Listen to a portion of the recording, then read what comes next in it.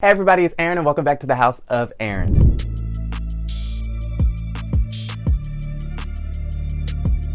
Alright you guys, welcome back to the House of Aaron where we talk news, celebrities, hot topics, and politics. On today's episode, we are going to be doing something a little different because we are just going to be doing an array of topics. There was not one story that I wanted to talk about. I wanted to talk about different stories. So today we're just going to be talking about everything. We're going to get into some things. Alright, so let's get started. If you haven't already, go ahead and subscribe to the YouTube channel and like this video. Alright, let's go. Alright, so first up on the list, we have Rihanna. Okay, so I was scrolling on Instagram last night as I do every night, just staying up till 2 a.m. on all of my social medias, and I came across my friend's page, and on his story he had a post. It was supposedly a leaked song from Rihanna's reggae album, apparently, supposedly, allegedly. Check this out. I blow free every day. In my house, in my car, I love to blaze. Got the best smoke on the west coast in LA. Smoking bum bum, going dum dum, screaming one love, got my L up, got the roll up blunt, take a puff up for the diesel. Okay, so yes, Rihanna is coming. Okay, the bitch is coming. Like how the Game of Thrones fans, the winter is coming, Rihanna is coming, and she's not coming to play with all of y'all hosts. She's coming back for all of her things. She's coming back for her crown. The queen is back. Okay, the bitch is back, and I'm ready for it. I don't know if this is real. I don't know if this is something old or something that's been chopped and screwed. I'm not sure. Y'all tell me if this is real or if this is fake. I don't really know. It's a song that I've never heard before, so maybe it could have been leaked, maybe not. So up next on the list, we have Nicki Minaj. Nicki Minaj recently got married on October 21st, 2019. We all knew that she was going to get married. She said multiple times on Queen Radio that she had, filed for a marriage license so that they could get married. And last I heard, which was about a week ago, she was doing an interview at the Fendi collection launch, which is beautiful, gorgeous. I love the Fendi collection. I think one of my favorite pieces is the sunglasses. So cute. I love the Fendi bamboo earrings. So cute. Some of the pieces, I don't know about, like the outfit that she wore, the aluminum foil one, that was a whole mess and a half. But you know what, Nicki, I'm gonna give you a pass. Because you know you're a newlywed now. But yeah, a lot of the pieces from the Fendi line are really, really cute. I just don't see why the t-shirt is $800. Like, I think it's like $890 something. So basically $900. Why is the Fendi t-shirt $900? That is literally like a fucking 1,000,000% markup from how much it costs to actually make the t-shirt. But anyways, congratulations to Nicki Minaj and Kenneth Petty. They have recently gotten married. I believe yesterday, they made it official, and she went on Instagram to, announce it. She put on Instagram a video of her mug that says Mrs., a little dad hat that says bride, and the caption says Onika Tanya Maraj Petty 10/21/19. Okay, so she's letting everybody here know on these IG streets that the bitch is married, and she's cuffed up just in time for cuffing seasons. I would have rather seen her with, Meek Mill, Nas, Safari. I actually like Safari, like no cap. I like Safari. I like Meek Mill too. Like, I thought he was a pretty good dude. And of course my favorite Nas, because it's like legendary raptress with legendary rapper. Like, how did y'all fuck that up? How did y'all mess that up? Like, Nas, what did you... Actually, I don't even think it was Nas. It was probably Nicki's crazy ass. Okay, so more developments. I'm just now figuring this out. So I'm on MediaTakeout.com right now, and the title says Nicki Minaj marries boyfriend Kenneth Zoo Petty with no prenup. Okay, I'm confused. No prenup? I'm just going to read you what Media Takeout says. Nicki's close friend told MTO News they both love and trust each other, so why would they need a prenup? For what? Wow, that's insane. I wonder who this close friend is, this close source is, because Nicki Minaj, if you do not have a prenup, that is just a mess. Like, what does Kenneth Petty have? Okay, we don't know what he does. We don't know how much money he has. We've never met this man. I don't even think I heard the man talk. Nicki Minaj, if you do not have a prenup, you worked too hard. You have built this Barbie empire, okay? Bitch, you better have a prenup. I'm not playing with you, okay? Kenneth, I'm watching you, okay? Because you ain't slick. Bitch, you better have a prenup. I'm not playing with y'all. Okay, moving right along. Steve Harvey's daughter, Laurie Harvey, now dating Future. Oh, and we got the receipts. Okay, so this comes from Media Takeout as well. It says Steve Harvey's daughter, Laurie, is bouncing from celebrity to celebrity. MTO News can confirm that the talk show host's gorgeous daughter, Laurie, is now dating hip-hop star Future. Laurie, 22, recently broke up with 49-year-old music mogul Sean Diddy Combs after pics of him on a date with a Latina were leaked online. And it appears that Laurie has moved on quickly. Okay, honey, we know she likes to move on. A personal friend to Laurie told MTO News Laurie and Future have been friends and now they're seeing where things go. Okay, you know what? She's 22. She's living her best life. She's beautiful. She's rich. She's desirable. Why not? She's on her Miley Cyrus. You know, Miley Cyrus is moving from Cody Simpson back to the dude who be in all the movies to the girl. She's having a cool girl autumn and she's doing her thing. So they also list out her celebrity bodies. So apparently she's been linked to Drake. She's been linked to Meek Mill, Trey Songz, Diddy's son, Justin, of course, Diddy himself, Memphis Depay as well. I believe that they were engaged at one point in time, if I'm not mistaken, not too long ago, maybe like 2 or so years ago. And now Future. And we know this information because Laurie Harvey went to Instagram stories, posted a boomerang of her at the Malibu beach, I believe. And of course, Future went to Instagram stories to post a picture of him in Malibu on the beach as well. Laurie, all I have to say is wrap it up. You don't know what these niggas got. But I'm proud of you. Get the bag, secure the bag, and do what you gotta do because guess what? You are young, you are cute, and you are that girl. Moving right along. Nene Leakes' open marriage. So according to a lot of news sources, they're currently saying that Nene Leakes from the Real Housewives of Atlanta is going to start this new journey with her husband where they are going to have an open marriage. I found nothing wrong with this. And this comes after the whole cancer situation where it really put a strain in Nene and Greg's relationship. We saw all last season that they were having a lot of issues in their marriage because of the pressure and the stress of Greg having cancer, Nene being a caregiver, Greg being grumpy and being sick, and just the family being overall in such a low point because, you know, they're at risk of losing a family member. So I can only imagine the stress that Nene and the rest of the family is under. But I guess to kind of take some of that pressure off, to take some of the stress off, to try something new to save the marriage, they are in talks of having an open marriage. And I do believe that open marriage is in full effect, okay? According to what I've seen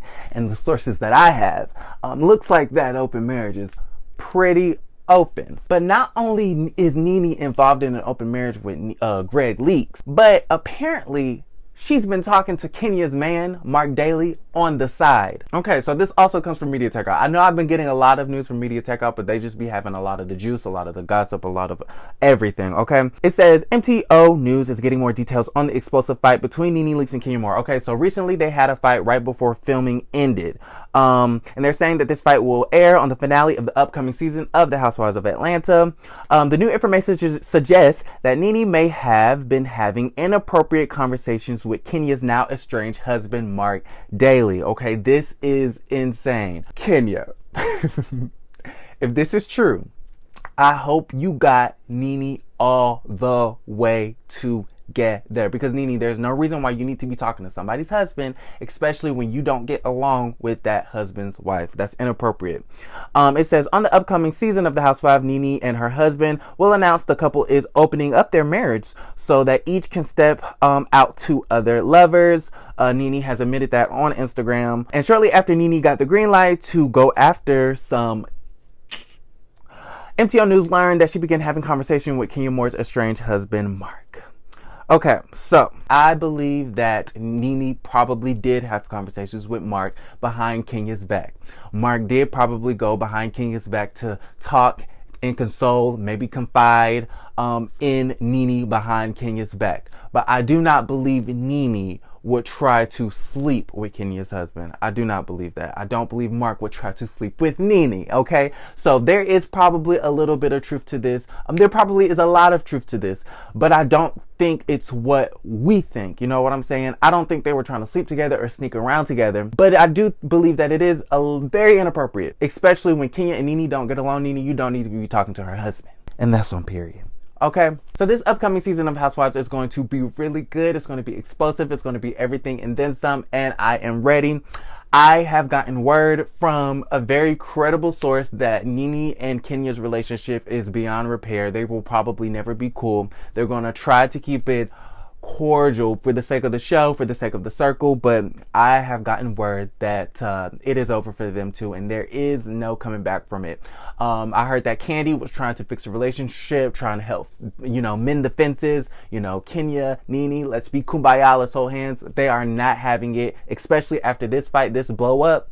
It's not going down. Kenya is not going for it. They will not be friends ever again. Okay, so y'all can forget a Kenya and Nene friendship. It's over. It's done with. Moving right along, Jason Lee versus radio personality Kendra G. Now, I'm going to be really short on this because I have wanted to revisit this OG situation for a while now. Jason Lee went to Chicago, a local radio station, I believe WGCI in Chicago, and he went on there because it's an affiliate to iHeartRadio. Everybody knows Jason Lee has Hollywood Unlocked, which is a blog and a radio show / podcast that's been nationally syndicated. Okay, congratulations to his ass. Through iHeartMedia. So he went to the iHeartMedia affiliate in Chicago to promote his show. And they had an explosive argument about colorism and the whole OG and Basketball Wives situation. So check this clip out. I just don't think she's attractive, but moving right along, I don't even know her enough to spend this much time on her, and nor would I ever. But what about her is ugly? I mean, it's like if I pull up a picture of what my last ex and the ex before that, you may say, I see why this person's attractive, I see why that person's attractive, because personal attraction lives within each person. But this is why But wait, I don't think it's fair to try to force somebody to to say that or to agree that the reason why they think the person is unattractive is because they're black. And you're feeding into that stereotype, and you're feeding into that narrative, and that's not fair. I'm not, Jason, because I'm clearly I think asking. you are. Listen. I just want to say that I think that it is very disappointing and quite sad and disgusting that we are having a 55-minute conversation about how unattractive this black woman is. That's just unacceptable. We people who have platforms and who have voices should use those voices to uplift people, to encourage people, to spread, positivity. Not to say people are ugly or say people are unattractive. They even went in on Whoopi Goldberg, okay? I wish that we would stop using the unattractive word. I wish we would stop using the ugly word because it's unnecessary. We can think something and we can feel something, but it doesn't mean that we have to say it out of our mouths. So I'm just a little bit disappointed. I love Jason Lee though. I look up to him. I admire him. I want him to be a mentor of mine. So I'm not here to bash him or go after him. I'm just disappointed that he decided to engage in a conversation that was not productive. All right, moving on to some politics and some news. Okay, so there's been a lot going on that I have not talked about because I know a lot of you guys are not interested in politics. A lot of you guys don't want to hear about it, but I believe that it is extremely, extremely important because we need to know what the hell is going on in Washington, D.C. and around the world. Of course, you know that we have this impeachment inquiry that Nancy Pelosi has announced because Donald Trump is soliciting information so that the Ukrainians can dig up dirt on Joe Biden and interfere in our elections, which is illegal. Okay, so a couple of days ago, you had the chief of staff, Mick Mulvaney, come out, do a press conference and admit to a quid pro quo, which is basically an exchange. It's a trade, okay? You do this and I'll do that. That is what a quid pro quo is. And he admits to it, okay? Check this out. You also mentioned to me in the past that the corruption related to the DNC server. Absolutely. No question about that. But that's it. And that's why we held up the money. But to be clear, what you just described is a quid pro quo. It is funding will not flow unless the investigation into the Democratic server happens as well. We do that all the time with foreign policy. And I have news for everybody. Get over it. My opinion is that he will get impeached. The House Democrats are not going for it. They are not going for it, especially when he's corrupt on every angle. He has his family in the White House profiting off the presidency. He is currently trying to profit off the presidency. He announced at the G7 summit, which is a summit, an event that all of the major leaders from all the major countries come together and discuss certain issues and things. He wants to have it here in the United States at one of the Trump resorts in Miami, Florida. If that's not the most corrupt violation of the emoluments clause. I don't know what is. The Democrats will impeach his ass. The Senate probably will not remove him. We have to have a check, okay, on this balance. We need to check on this balance because he is off the rails. Okay, so moving on to the 2020 election, you have a lot of national polls now putting Warren and Bernie Sanders at number 1 and number 2. Warren has gone up in the polls. I'm super excited because she is actually my second pick for president after Marianne Williamson. And I'm excited because the country is really moving towards her. Bernie Sanders, after the heart attack, I was scared. I was just like, oh my God, like, I don't know what's gonna happen with him. He is a wild card. If you having heart attacks out here on the campaign trail, I highly doubt that American voters are going to actually cast their vote for you because you could fall out at any moment, okay? And that's just the reality of it. Your health comes first. So I don't believe that Bernie Sanders should continue in this race when his health is not at 100%. With that being said, he's doing pretty well. He has raised the most money as far as this third quarter. He's raised the most money out of any other candidate in the race as far as the Democrats are concerned. So that is a really good sign that his campaign is doing pretty well. And I do believe that in a lot of these polls, Biden is slipping a little bit. And I am actually very pleased with that because I think Biden is the establishment. He is a Hillary 2.0. If we want Trump to win re-election, put up Biden, and that is a for sure win for him. People are yearning for something different. They want something that goes against the status quo, and Joe Biden is not it. That's why we have Donald Trump. We cannot put an establishment candidate up against the crazy, maniacal, insane president that we have right now. All right, so with that being said, if you like this video, please give it a thumbs up. Don't forget to subscribe to the YouTube channel if you haven't already. Comment down below. Let me know what you guys think. And also go to The Life of Aaron. It's on YouTube. Just go and search it. The link will also be in the description box down below. And don't forget to create a great day.